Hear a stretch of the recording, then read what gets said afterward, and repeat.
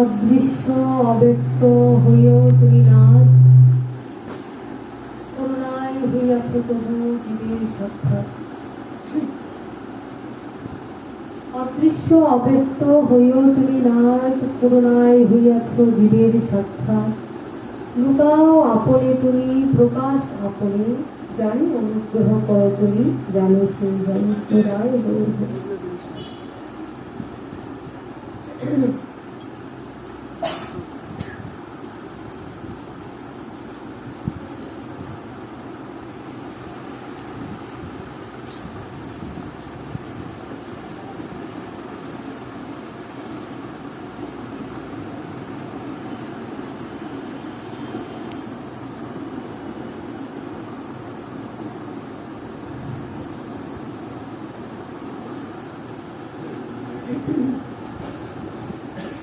গৌরাঙ্গ গৌর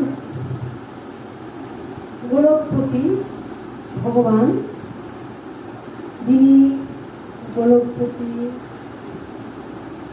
যিনি সচ্চিদানন্দময় ভগবান, সেই গোলক বিহারী গোলক থেকে ভূলোকে অবতরণ করলেন।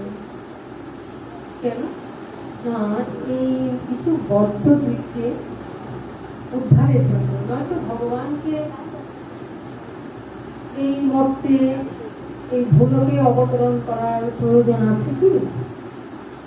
ভগবানকে গোলক থেকে ভূলোকে অবতরণ করার কোনো প্রয়োজন নেই। তিনি ইচ্ছা মাত্রই সমস্ত কিছুই করতে পারেন। তবু তিনি ভূলোকে অবতরণ করেন কেন না, কিছু বদ্ধ জীবকে, মহাচ্ছন্ন মায়াবদ্ধ, যারা একেবারেই নাস্তিক, বিধর্মীয় বলা যায়, সেই মনদের উদ্ধারের নিমিত্তে ভগবানের এই পৃথিবীতে অবতরণ করতে হয়। কারণ আমরা গীতায় দেখতে পাই, কিন্তু বলেছেন যে অত্যন্ত যদা যদা হি ধর্মস্য গ্লানির ভবতি ভারত অভ্যুত্থানম ধর্মস্য তদাত্মনং সৃজন্তি। যখনই ধর্মের গ্লানি আর অধর্মের অভ্যুত্থান হয়, তখন কি করেন না, তখন তিনি নিজেকে সৃষ্টি করেন। আরো বলেছেন পরিত্রাণায় সাধনাম বিনাশায় দুষ্কৃতাম ধর্ম সংস্থাপনায় সম্ভব আমি যুগে যুগে।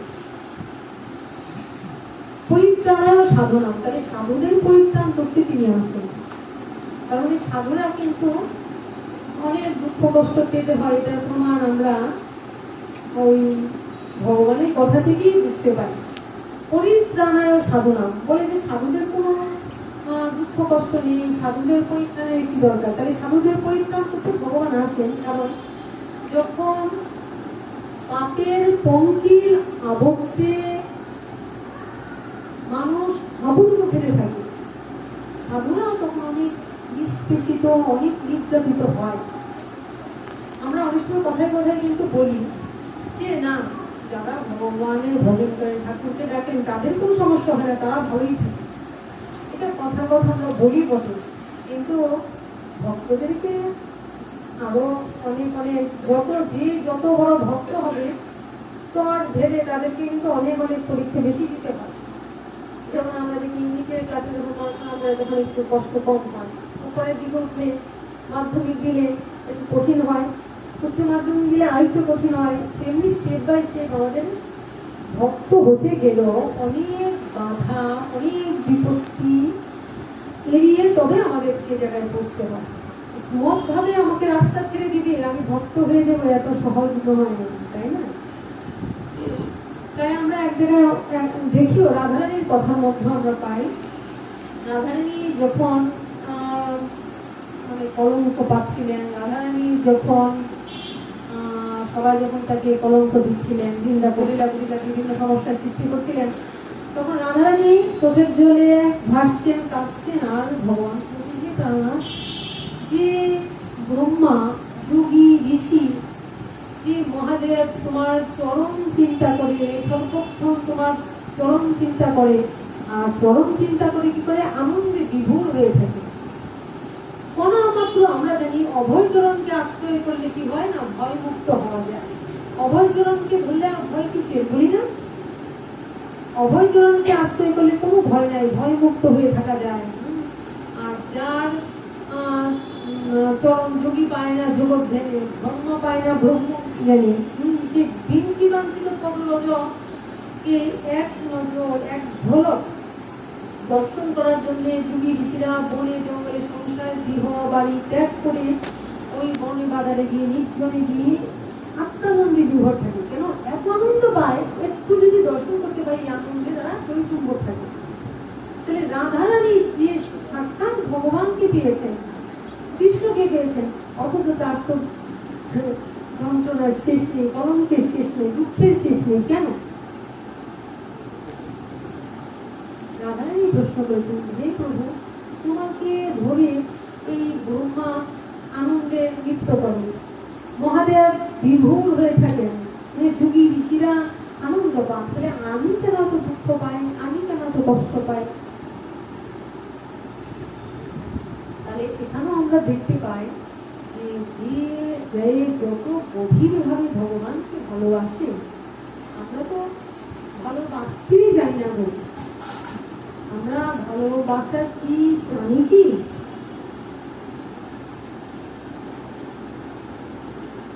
ভগবানকে ভালোবাসতে কি করে হয় আমরা জানি না। তাই তো গোলক থেকে গোলকপতি এই ভুলকে নেমে এলেন। কারণ তিনি চিন্তা করলেন যে আমার ভালোবাসাটা এই কলিহত জীব কি করে জানবে? আমরা জানি এই জগতের কামক ভালোবাসাটা, মানে যেটা আমাদের কাম জড়িত, দেহি দেহি ভাব। কাম ভাব মানে আমার কামনা, বিভিন্ন রকম কামনা। ভগবানকে ভালোবাসি বিনিময়ে হে গোবিন্দ, আমরা প্রত্যেকেই দেখবেন ঠাকুরের কাছে এসে বলে, হে গোবিন্দ, আমার বাড়িতে অশান্তিটা যেন একটু মিটে যায়। এই তো আমরা নানা কিছু চাই, দেহি দেহি, পুত্রম দেহি, ধনম দেহি, যশম দেহি, আয়ম দেহি, রূপম দেহি, দেহি দেহি দেহি করে।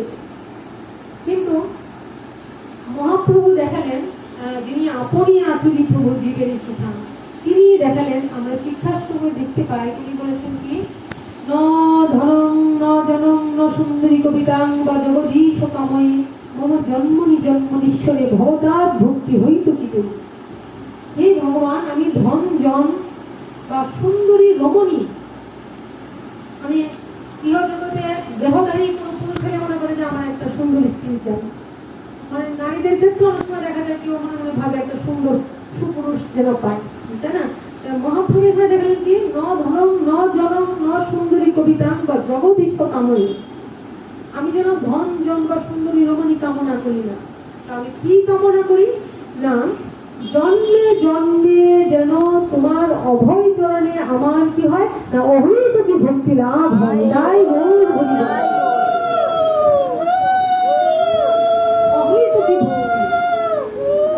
ভক্তিটা কি না, কোনো হেতু ছাড়া ভক্তি। এই জগতে যাহা কিছু ভক্তি, সেই ভক্তিটার মধ্যে হেতু জড়িত আছে। হেতু কিরকম? আমরা প্রত্যেকেই কিছু না কিছু না কারণেই তো ভালোবাসি। ইহ জগতে আমরা বলছি আমরা খুব ভালোবাসি, কেউ যদি বলেন আসলে ভালো কেউ থাকতে পারে না।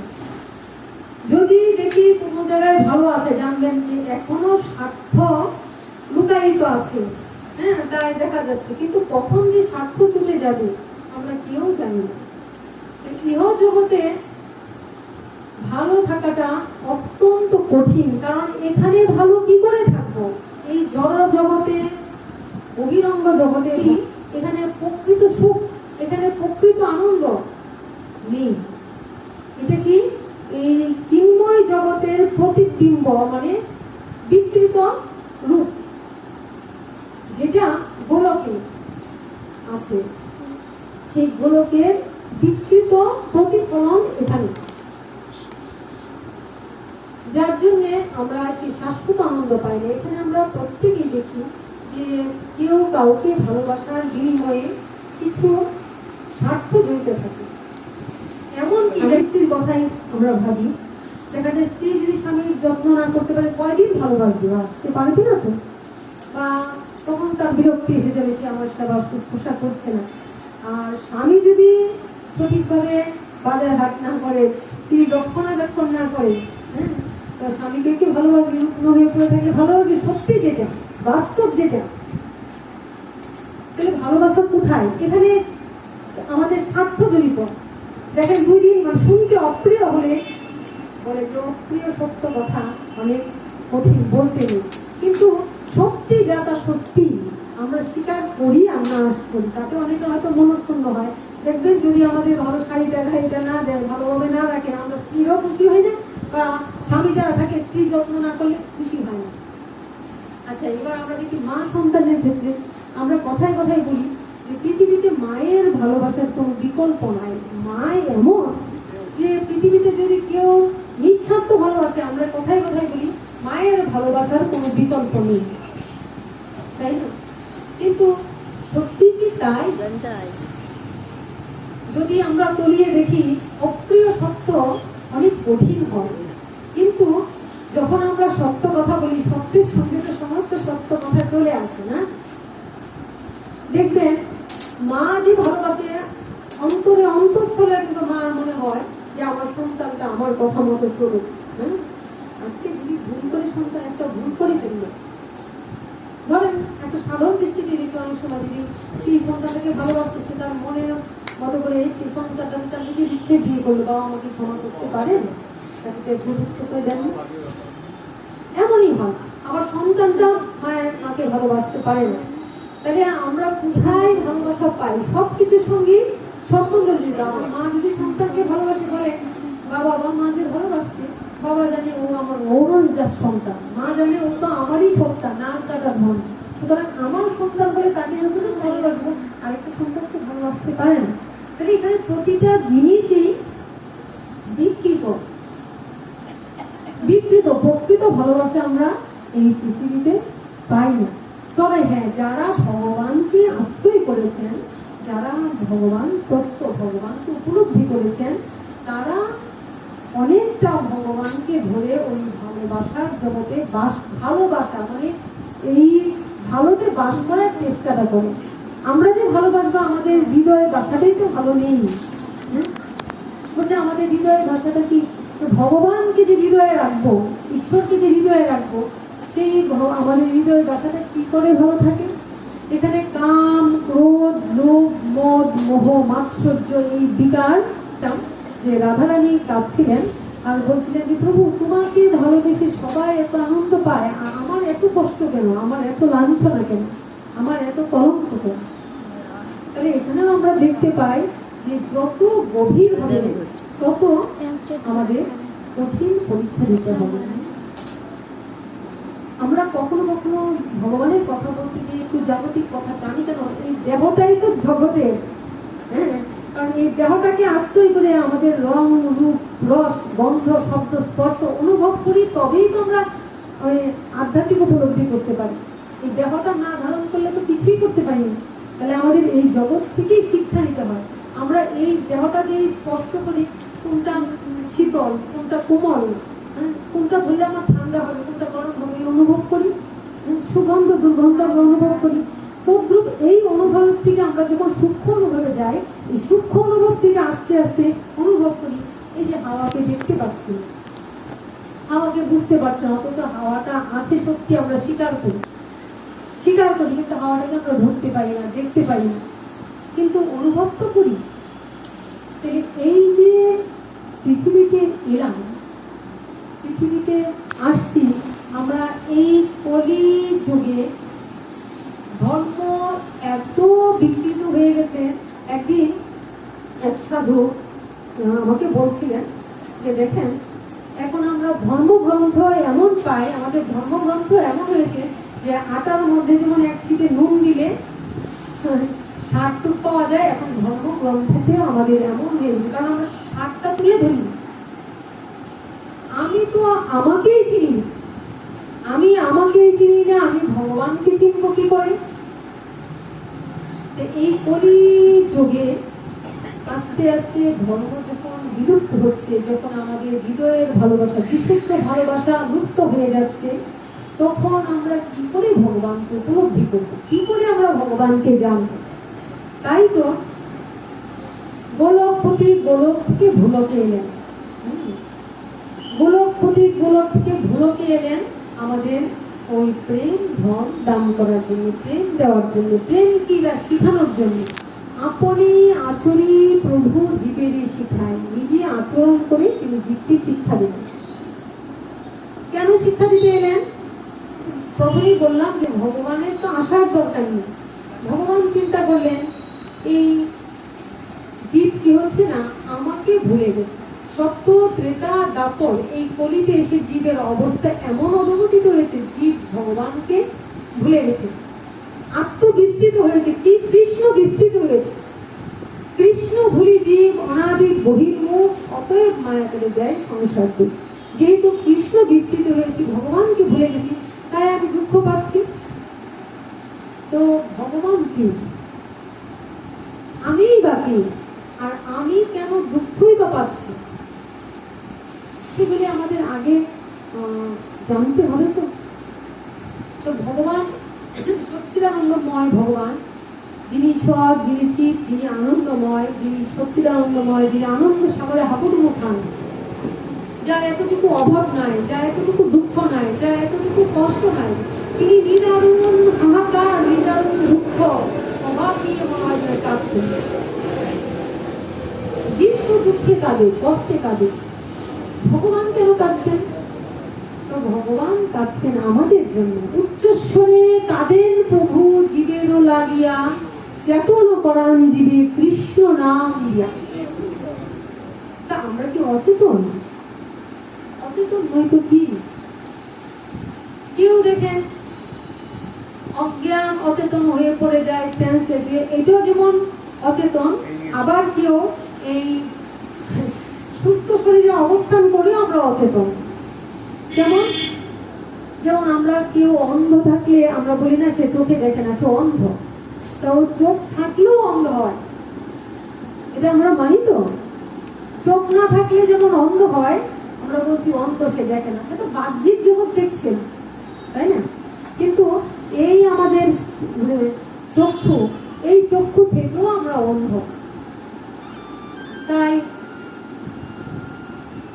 ঋষি কবি রবি ঠাকুর বলেছেন, নয়ন তোমারে পায় না দেখিতে রয়েছ নয়নে নয়নে, নয়ন তোমারে পায় না দেখিতে রয়েছ নয়নে নয়নে, হৃদয় তোমারে পায় না জানিতে, হৃদয় তোমারে পায় না জানিতে, রয়েছ হৃদয়ে গোপনে রয়েছ নয়নে নয়নে, বাসনার বসে মনোবিরত, দশ দিশে ধাই পাগলের মতো। কি বললেন? নয়ন তোমারে পায় না দেখিতে রয়েছ নয়নে নয়নে, হৃদয় তোমারে পায় না জানিতে রয়েছ হৃদয়ে গোপনে। গীতায় ভগবান বলেছেন না, ঈশ্বর সর্বভূতানাং নির্দেশে তিষ্ঠতে হচ্ছে, আমি সমস্ত জীবের হৃদয়ে আছি। দেখি কি করছি না, ওই যেমন আমরা অনেক সময় দেখি পর্দার আড়ালে থেকে সুতারকার এই পুতুল নাচায় না, দেখছি পুতুলটা নাচছে, কিন্তু পুতুলটাকে কিন্তু অন্য কেউ নাচাচ্ছে আড়ালে থেকে, পর্দার আড়ালে, তাই না? তো বলছে আমিও কি করি, আমিও সমস্ত জীবের হৃদয়ে অবস্থান করে ওই মায়াবদ্ধ জীবকে, মায়া সত্য জীবকে কি করি, এই মায়ার দ্বারা, আমার এই মায়ার দ্বারা কি করি, পুত্তলিকার মতো ওই সুতারকার যেমন করে পিছন থেকে সুতা দিয়ে পুতুলগুলিকে নাচায়, আমিও এই মায়াবদ্ধ জীবকে তেমনি নাচাই। কাদের নাচায়? যারা এই বহির জগতে আবদ্ধ, যারা কামে আসক্ত, যারা কৃষ্ণ বহির্মুখ, যারা ভগবত বিমুখ, তাদেরকে নাচায়। তাই বলছেন দৈবী হেসা গুণময়ী মম মায়ার দূরত্ব, আমার মায়া এমন হে অর্জুন, মানুষের কি কথা, দেবতারা পর্যন্ত আমার মায়াকে অতিক্রম করতে পারে না। তাহলে ভয় হয় না যে মায়ার দ্বারা আমরা কখন আকৃষ্ট হয়ে পড়ি? কিন্তু ভয় নেই। মায়া দেবী তো ভগবানেরই নিত্য দাসী সেবিকা, তারই ইচ্ছায় মায়া দেবী কাজ করছেন। কোথায় কাজ করছেন? না, কাজ করছেন তারই ইচ্ছায় তিনি কাজ করছেন, কৃষ্ণ বহির্মুখ জীবকে তিনি এটা করছেন। তাই কিছুক্ষণ পরে ভগবান কি বলছেন? ভয় পাওয়ার কিছু নেই। যখন তিনি বলছেন যে মানুষের কি কথা, দেবতারাই পর্যন্ত আমার মায়াকে অতিক্রম করতে পারে না, এটা জেনে যদি আমরা ভয় পেয়ে থেমে যাই কি হবে? কিছু দূর এগিয়ে ভগবান বললেন মামেব যে প্রপদ্যন্তে মায়া মেটাং তরন্তিতে, হ্যাঁ, মামেব যে প্রপদ্যন্তে মায়া মেটাং তরন্তিতে, আমার চরণে যে শরণাগতি নিয়েছে আমি তাকে আমার মায়া থেকে অতিক্রম করে দিই। তাহলে ভগবানের চরণে যদি আমরা শরণাগতি নেই তবে কি হয়? ওই মায়ার হাত থেকে মুক্ত হয়ে যায়। তাহলে ভগবানই মায়া দেন, আবার ভগবানই মায়াকে কাটিয়ে দেন। কিন্তু আমাদেরকে কি করতে হবে? ভগবানের শ্রীমতে, ভগবান শ্রীমত মানে ভগবান যে আমাদের মত দিয়েছেন গীতার মধ্য দিয়ে, সাধুগুরু আমাদের জানাচ্ছেন, গুরুর চরণ আশ্রয় করে আমরা জানতে পারছি, আমাদের সেই শ্রীমতে চলতে হবে, গুরুর মতে শুনতে হবে। এখন আমরা এমন হয়েছি যে আমরা অনুকরণ করতে ভালোবাসি, অনুসরণ করি না। স্মরণটা কি? বলছে ধ্যানমূলং গুরুর মূর্তি, মন্ত্রমূলং গুরু বাক্যং, পূজামূলং গুরু পাদং, মুক্ষমূলং গুরু কৃপা, গুরু কৃপা হি কেবলম, গুরু কৃপা হি কেবলম, গুরু কৃপা হি কেবলম। মন্ত্রমূলং গুরু বাক্য, আমরা কি এখন গুরুদেবের মন্ত্র মানে বাক্যটাকে মন্ত্র মনে করতে পারি? কিছু সময়ের জন্য মনে করলে 7 বার প্রণাম করি, কিন্তু কথাটা কিন্তু শ্রবণ করি না। কিন্তু আমাদের কথাটা শ্রবণ করাই এটাই শ্রীমত। গুরু মুখ পদ্ম বাক্য চিত্তিতে করিও ঐক্য, আর না করিও মনে আসা। বলছে গুরু মুখ পদ্ম বাক্য চিত্তিতে করিও ঐক্য, আর না করিও মনে আসা। আমরা যদি গুরুর বাক্য আর এই ভগবানের কথা, গীতার শ্রীমত, ভাগবতের কথা বিচার করিয়া মনে ভক্তি রস আস্বাদনে মধ্যস্থ শ্রী ভাগবত পুরাণ, ভাগবত পুরাণকে মাঝখানে রেখে সাধুগুরুকে পাশে রেখে যদি আমরা চলি, তবে মায়া আমার কি করবে? মায়া আমার কিছুই করতে পারবে না। তাহলে আমার ভয় নেই। হ্যাঁ, এইটা হলো জাগতিক ভাবে আমি এই মুক্ত হলাম। কিন্তু যদি আমি ভগবানকে ধরে চলতে চাই, তাহলে ভগবান কিন্তু আমাদের একের পর এক বিভিন্ন পরীক্ষা করেন না। আমাদের পরীক্ষা তো দিতেই হবে। ভগবানের কাছে আমি কতটুকু খাঁটি হলাম। সোনাকে যেমন আমি যদি নিয়ে কোনো দোকানদারের কাছে গিয়ে বলি যে এটা রেখে, সোনার হাতটা রেখে আমাকে কিছু টাকা দেন, উনি কিন্তু আমার কথাই তা দিবেন না, আগে পরীক্ষা করবেন, যাচাই করবেন এটা স্বর্ণ কিনা, তাই না? এমনকি প্রয়োজনে সেটাকে আগুনে দিবেন, আগুনে দিয়ে কি করবেন? সেটাকে যাচাই করে দেখবেন, যদি সঠিক স্বর্ণ হন তবে কিন্তু আমাকে দামটা দিবেন। তদ্রূপ আমি খাঁটি সোনা। ছোটবেলায় একটা গান শুনতাম, অনেক ছোটবেলা, কিন্তু তখন কথাটার মানে বুঝতাম না, মনে মনে হাসতাম যে এই গানটাকে এতই ভালোবাসি কেন। কিন্তু দেখেন অনেক সময় ছোট ছোট কথা অনেক আমাদের মানে আধ্যাত্মিক পথে এগুলোর জন্য অনেক সহায়ক। আমরা বলছি আমাদের এই দেহটার কোনোই মূল্য নেই, কেননা এই দেহটা কি? এই দেহটা এক মুঠো ছাই, তাই না? পরমাত্মা ভগবান যদি হবেন অন্তর্ধান, এই দেহ কি হবে? হয়তো কৃমি কীট শৃগাল কুকুরের খাদ্য পড়ে থাকলে পচে গলে যাবে, আর হয়তো এক মুঠো ধুলি বা ছাই, এই তো। আবার এই দেহের অনেক মূল্য। কখন মূল্য?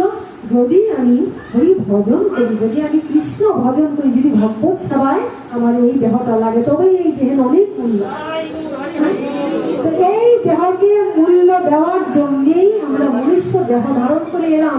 এরই জন্য বলছে সুদুর্লভ, দুর্লভ মনুষ্য জন্ম। কখন মনুষ্য জন্ম আমার দুর্লভ? যখন আমার এই ভগবানের সেবায় এই দেহটা লাগলো তখন আমার দুর্লভ, নয়তো এই দেহের কোনো মূল্য নেই। তাহলে ভগবানের কাছেও আমরা যখন স্তরে স্তরে এগোই তখন কি হয়? তখন আমাকে একের পর এক ভগবান, যত আমি এগোবো ততই ভগবান আমাকে পরীক্ষা দিবেন। জগতের কথা কেন বললাম? তো তখন আমরা এই গানটা শুনতাম, যেজন প্রেমের ভাব জানে না তার সাথে নাই লেনা দেনা, খাঁটি সোনা ছাড়িয়ে জেনে নকল সোনা সেজন সোনা ছিল। আমি যখন অনেক ছোট তখন একটু গান করি, আমাকে একজন এই গানটা শুনতেছি, জানি এই গানটার মধ্যে কি আছে। এখন মনে মনে ভাবি যে কি কথা বলেছিলেন, সত্যি তোর মর্মার্থ কত। খাঁটি সোনা ছাড়িয়ে জেনে নকল সোনা, আসলে আমার এই হৃদয়টা, আমার এই দেহের ভিতর তো এমন এক জিনিস আছে না, যেটা ভগবানের সেবায় লাগানোর জন্য। রবি ঠাকুর বলেছেন, শুধু ধুলি শুধু ছাই, মূল্য যার কিছু নাই। শুধু ধুলি শুধু ছাই, মূল্য যার কিছু নাই। মূল্য তারে করো সমর্পণ, আমি কি বলে করিব নিবেদন। আমারও হৃদয় প্রাণ মন, আমি কি বলে করিব নিবেদন। ভগবানের চরণে এই দেহ মন প্রাণ সম্পূর্ণরূপে নিবেদন করতে এসেছিলাম। 84 লক্ষ জন্ম পরিভ্রমণ করার পরে এই দুর্লভ, অতীব সুদুর্লভ মনুষ্য দেহ পেলাম। 80 লক্ষ বিভিন্ন কিছুতে আমরা গতাগতি করেছি, 4 লক্ষ মাত্র মানব জন্ম।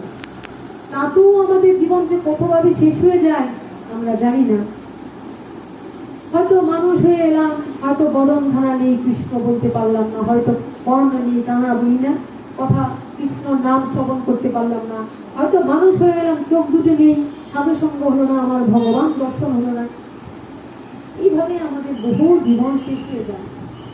আর শেষ হয়ে যেতে যেতে আমরা কি হয়, যখন শেষ হয়ে যায় তখন আমরা শেষ সময়ে হাহাকার করি, হারিদাস করি। তাই বলছে, প্রহ্লাদ মহারাজ বলেছিলেন যে তোমারও আচরণ দ্রব্য। তোমার অবস্থায় মানে শিশুকাল থেকেই কৃষ্ণ ভজন করা উচিত। শিশুকাল থেকে মানে শিশুকালে কৃষ্ণ ভজে, কৃষ্ণ আসে। শিশু অবস্থা থাকে তাদের কেমন স্বচ্ছ, ওদেরকে একটা কথা যদি এমন ভাবে বলে দেওয়া যায় এটাকে তারা অন্ধভাবে বিশ্বাস করতে পারে। মা যদি সংস্কার সে তেমনি ভাবে সন্তানকে করাতে পারে। যৌবনে কৃষ্ণ ভজে, কৃষ্ণ আসে বা না আসে। একবার মনে হয় কি আমার এই যৌবনের শ্রেষ্ঠ সময় আমি সবটুকু কৃষ্ণ ভজনে লাগাবো, আরেকবার মনে হয় কি না আমার অর্থ উপার্জন করতে হবে, হ্যাঁ আমার অনেক ক্ষমতা, আমি অনেক কিছু করতে চাই, দুর্লমান থাকে, যার জন্য কিছু হয় না। বৃদ্ধতায় কৃষ্ণ ভজন জমিয়ে পড়া। আর যে শিশুকাল থেকে ভজন করছে, যৌবনে করছে এবং বৃদ্ধকালে করছে, তার জীবন তো ধন্যাতি ধন্য, সিদ্ধ দেহা হয়ে যায়। এই মনুষ্য দেহে সে সিদ্ধ দেহ হয়ে যায়। তাই সুদুর্লভ এই মনুষ্য জন্ম আমাদের কখন বলা হলো? আমরা মানুষ হলেই আমাদের এই দেহকে দুর্লভ মনুষ্য জন্ম বলা যায় না। আমরা বলি বটে যে আমরা মানুষ হয়ে এসেছি, আমরা মন মান হুশ বিবেক চেতনা চৈতন্য লাভ করেছি, আমরা মানুষ। বলছে না, কিছু সভ্য মানুষ হয়, কিছু অর্ধ সভ্য মানুষ হয়, আবার কিছু অসভ্য মানুষ হয়। তাই শুনতে আমাদের খারাপ লাগে, কিন্তু এটা শাস্ত্রের কথা, আমার কথা নয়। দুর্লভ, অথবা সুদুর্লভ মানুষ জন্ম কেন বলছে? বলছে আমরা মানুষ হয়ে আসি বটে, কিন্তু আমরা বুঝতে পারি না এই মানুষের মধ্যে আমরা কিছু সভ্য মানুষ হয়, কিছু অসভ্য হয়, কিছু অর্ধ সভ্য হয়। কেমন এটা? বলছে দেখেন, আমরা মানুষ হয়ে এলাম যখন আমরা এই পশু পক্ষীর মতো জীবন যাপন করলাম, শুধু খাওয়ার পিছনে, আহারের পিছনে, প্রকৃতির নিয়ম করে বংশ বিস্তার করছে। একটা পশু পাখিও খাদ্যের জন্য ছুটছে, অন্বেষণ করছে। আমাদের ঘরে দেখবেন গাড়ি বাড়ি থাকা সত্ত্বেও প্রতিনিয়ত এই করোনা অবস্থা আমরা ঘরে ঢুকে গেছি, সবাই কিন্তু চিন্তা। তারপরও করোনা অবস্থার মধ্যে আমরা চিন্তা করি যে কি করে যে অর্থ উপার্জনের চেষ্টা করবো, তাই না? তাই বলছে এটা হলো অসভ্য জীবন যাপনের মতো। বলছে গৃহমেধি, মানে শুধুমাত্র উদরপূর্তির জন্য, শুধুমাত্র উদরপূর্তির জন্য আমরা এই পিছনে ছুটছি। আচ্ছা, এবার বলছে অর্ধ সভ্য কারা? বলছে যারা গীতা, যারা বেদ, সমস্ত কিছু জেনে বুঝে শুনেও সেই বেদের নিয়ম অনুসারে, শাস্ত্রের নিয়ম অনুসারে জীবন যাপন করে না, ধর্ম জীবন যাপন করে না। হরি কথা অবশ্যই বলতে হবে, হরি কথা শ্রবণ নম মঙ্গল, শ্রবণ করলেই মঙ্গল। কিন্তু এমন আমরা দেখি যে সারা জীবন ভরে অনেকে আছে হরি কথা শ্রবণ আমরা করে যাই বটে, অনেক কথাই শুনছি, অনেক জানি, শুধু হরি কথা নয়, হরি কথার সঙ্গে সঙ্গে আমাদের আত্মজ্ঞানও চাই, আত্মজ্ঞানের সঙ্গে সঙ্গে আমাদের কাণ্ড জ্ঞানও চাই।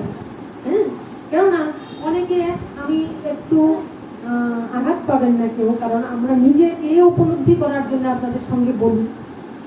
অনেক সময় দেখা যায় আমরা প্রসাদ বুঝি হয়ে মালা তিলক পরেও কিছু ছুঁই ছুঁই বাতি, কিছু নানান কিছুর জন্য আমরা অনেককে অনেক দূরে সরিয়ে দিই ভগবানের পথ থেকে। আচারটাই আমাদের বড় হয়ে যায়, যেটাকে আমি একবার এখানে বলেছিলাম, যেটাকে আমরা অত্যাচার বলতে পারি। আচার নামের অত্যাচার। মহাপ্রভু এই জন্য আমাদের আচার শিখাতে এলেন, সবাইকে তিনি কাছে টানলেন। আর আমরা কি করি? বিভিন্ন ছুঁই ছুঁই বাতিক দিয়ে একটু জয়নিতায়, একটু আমরা মালা তিলক করে, একটু নিরামিষ আহার করে, একটু ভগবানের কাজ করি, আমরা নিজেকে অনেক বড় ভাবি, আমরা কাছে টানতে জানি না। যদি না হয়, আমরা যদি আচরণ না বুঝতে পারি, আমরা যদি মানুষকেই ভালোবাসতে না পারি, যিনি বিরাট, যিনি বিভু, তবে আমরা তাকে কি করে ভালোবাসবো? কেননা দেখেন না, অনেক জায়গায় যাই, তো মানে বলছি, অনেক জায়গায় যাই, অনেক ধার্মিক ব্যক্তিদের দেখি সারা জীবন ভগবানের সেবা পূজা করেছেন, ঠাকুরের, অথচ একজনকে খুব তুচ্ছ তাচ্ছিল্য করেন, মানুষকে একটু প্রসাদ দিতে হাতে লাগতে অনেক সময় অনেক খারাপ ব্যবহার করেন। কিন্তু এগুলি কিন্তু আমাদের শিক্ষার দরকার। তাহলে দেখেন, ভগবানের নাম সারা জীবন করলো বটে না, ভগবানের নাম সারা জীবন করলো বটে, আর এইগুলি একটু আমাদের শিক্ষার দরকার। কারণ আপনি আচরে প্রভু জীবের শিখান, নিজে আচরণ করে জীব শিক্ষা দিলেন। আমি একটু হরি কথা বলতে শিখলাম, শুধু ধরন্ধর ঠাকুরের কথা বলে গেলাম, অবশ্যই ভগবানের কথা বলবো, কিন্তু ভগবানের কথা বলার সঙ্গে সঙ্গে আমরা যদি আমাদের নিজেদের আচরণকে নিজেরা ঠিক না করতে পারি, তাহলে অবশ্যই আমরা ভগবানকে লাভ করতে পারি না, সারা জীবনে নয়। আমি আরেকটা কথা বলি, যে এখানেও আমাদের আরেকটা কথা, যে পাপীর পাপ তত বড় পাপ নয়, পুণ্যের অহংকার যত বড় পাপ। বলছে পাপীর পাপ তত বড় পাপ নয়। দেখেন, জগায় মাথায় কিন্তু উদ্ধার হয়ে গেছেন, হ্যাঁ, চাপাল গোপাল কিন্তু অনেক অন্যায় অত্যাচার করে উদ্ধার হয়ে গেছেন। কিন্তু আমরা এমন আছে তো, যে সারা জীবন দেখেন আমরা অনেক দিন ধরে নিরামিষ আহার করছি, অনেক দিন ধরে ঠাকুরের কথা আসছি, অথচ এখন পর্যন্ত আমাদের চেতনা চৈতন্যই হলো না। করে গেলাম সারা জীবন, ঘষে গেলাম এই জয়ন্তায়, হাড়ির নিচে বসে বসে কালিটা তুলতে হবে আমরা এটা জানি, কিন্তু আমার যে মনের মধ্যে কালিটা, ওই কালিটাকে তুলতে জানি না, তাই না? চেত দর্পণমার্জনং ভব মহাদাবাগ্নি নির্বাপনং শ্রেয় কৌরবচন্দিত বিতরণং বিদ্যা বধূ জীবনং আনন্দাম বিবর্ধনং প্রতিপদং পূর্ণামিত সাধনং সর্বত্র সপনং পরম বিজয়তে শ্রীকৃষ্ণ সংকীর্তনং। চিত্তরূপ দর্পণটাকে মার্জন করো। তাই এই চিত্তরূপ দর্পণটাকে মার্জন করতে গেলে আমার আত্মজ্ঞান বা কাণ্ড জ্ঞানের দরকার নেই কি? অবশ্যই আছে, অবশ্যই আছে। তারই জন্য আমার গোলকপতি গোলক থেকে ভুলকে এলেন। এবং কেন এলেন?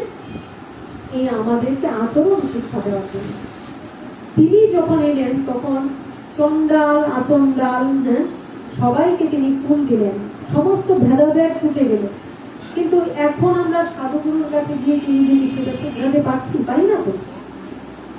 তো ভগবান আমাদের আমাদের শিক্ষা দিলেন যে যদি আমরা ভালোবাসতে চাই তাহলে আমাদের শুধু ভগবানের নাম নয়, অবশ্যই ভগবানের নাম করছি, আবার নাম অপরাধ করছি, সাধুগুরুর স্থানে অপরাধ করছি, ভগবানের নাম করে নামে অপরাধ করছি।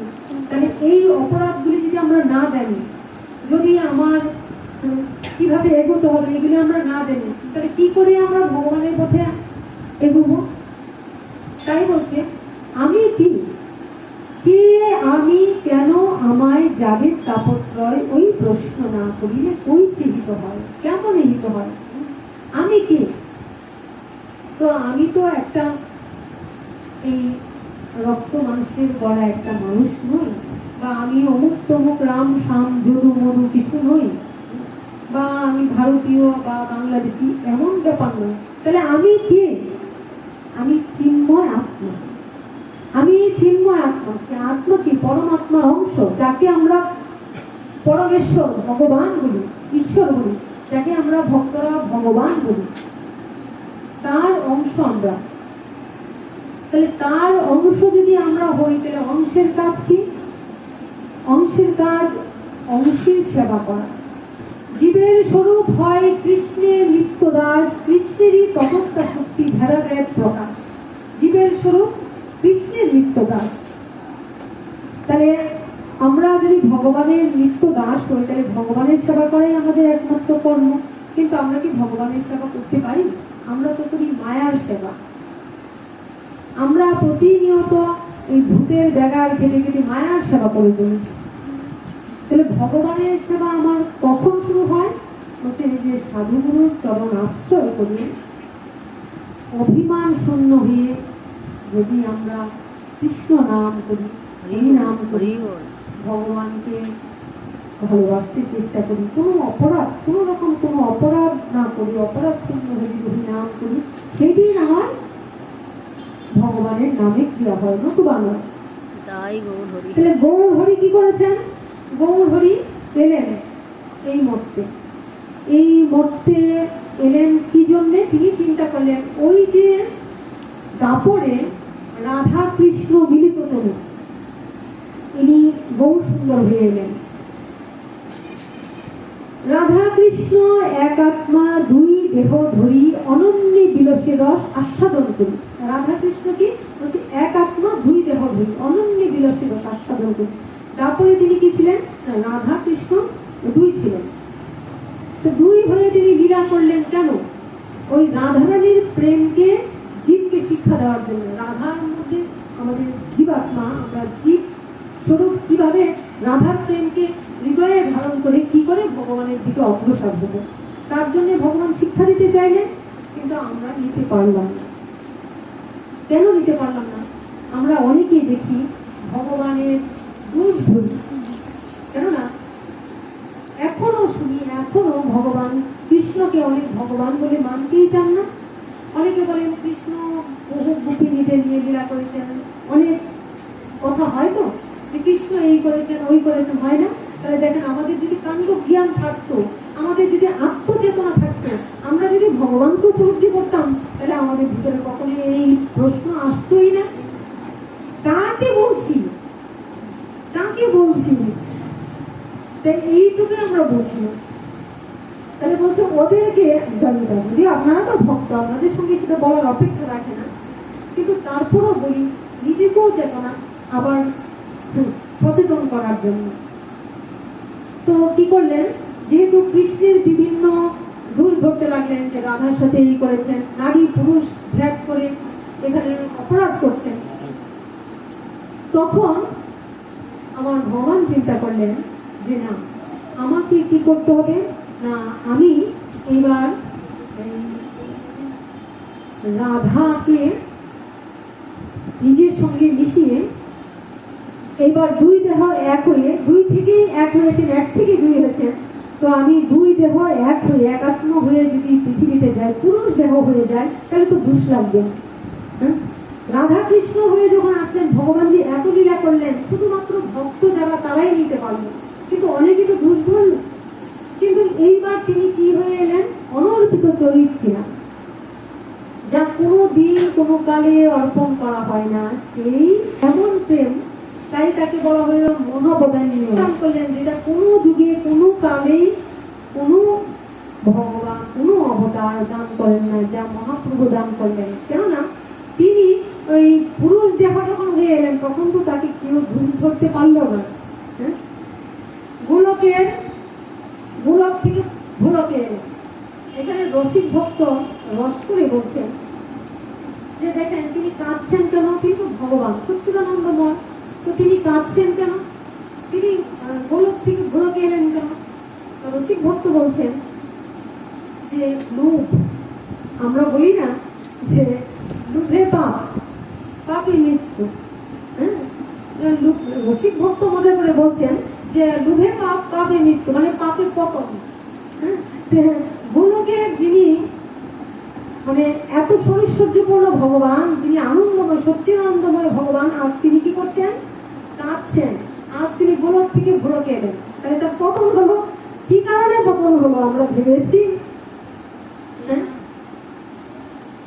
আমাদের জন্য এই পাকা ফলটা, গাছের পাকা ফলটা আমরা হাতে পেলাম, আস্বাদন করলাম। রাধা কৃষ্ণ একজনকে ছাড়া আরেকজনকে আস্বাদন করা যায় না, অপূর্ণ। রাধা কৃষ্ণ অপূর্ণ, কৃষ্ণকে ছাড়া রাধাকে ছাড়া কৃষ্ণ অপূর্ণ। দুইজন একসাথে ভজন না করলে হয় না। আর এইবার রাধা কৃষ্ণ পাকা ফল খানা হয়ে যেন আকাশ থেকে আমাদের হাতে এসে পড়লো, যেন আমরা আস্বাদন করতে পারি। সেই আস্বাদন করলাম কি গৌর হরিকে। তাই তিনি আপনি আছেন প্রভু জীবের শিক্ষা দিলেন। তিনি আচরণটা শিক্ষা দিলেন কি? পাকা ফল হয়ে তিনি কি করলেন? ভগবান হয়ে নয়, তিনি ভক্ত হয়ে এলেন। শুধু ভক্ত হয়ে এলেন নয়, ভক্ত হয়ে এলেন, তার ঐশ্বর্যকে তিনি সম্পূর্ণ আড়াল করলেন। ঐশ্বর্যকে তিনি সম্পূর্ণ আড়াল করলেন। কেন? আমরা অনেক সময় দেখি না যে কিছু পুলিশ চোর ডাকাত ধরে, এবার তাদের যদি অনেক বড় মাত্রায় কোনো ডাকাত বা চোরকে ধরতে হয় তাহলে কি করতে হয়? তো তখন তাকে সিভিল ড্রেসে, মানে পুলিশের পোশাক পরে না, ছদ্মবেশে আসতে হবে। ছদ্মবেশে কেন আসেন? না বড় মাপের কিছু ধরার জন্য। যে বড় মাপে সে যদি পুলিশের পোশাক দেখে কি হয়? পুলিশের পোশাক দেখে সে তো আর এই ডাকাতি, গুন্ডামি, ছিনতাই ধরা সম্ভব নয়। কলি হত জীব আমরা এত কৃষ্ণ বিমুখ, এত দূর যে হরিকে আমরা দূর ধরতেই রাজি। তাতে কি হয়? ভগবানকে দূর ধরে আমরা আরো বিপদগামী হয়ে যাচ্ছি, আরো অপরাধ করে ফেলছি। তাই এবার ভগবান হয়ে নয়, ভগবান নিজে ভক্ত হয়ে সম্পূর্ণ তার ঐশ্বর্যকে বিস্তৃত করে আমাদের মাঝখানে, আমাদের হাতের কাছে, আমাদের ফুলের কাছে, আমাদের সন্তান হয়ে, আমাদের পিতা হয়ে, আমাদের নিজজন, আমাদের প্রিয়জন হয়ে আমাদের সঙ্গে মিশে গেলেন।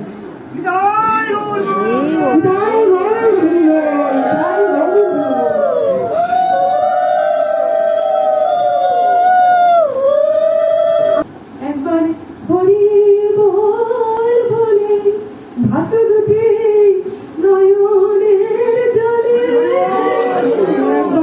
হরি বল বলে ভাসুর উঠে নয়নের জলে। এই হরি নামে পূর্ণ হবে সবার মানুষ মরে, প্রেমিনী দুই আয় বদন ভরে, বল রে হরি নাম মরে, প্রেমিনী দুই আয় বদন ভরে, বল রে হরি নাম।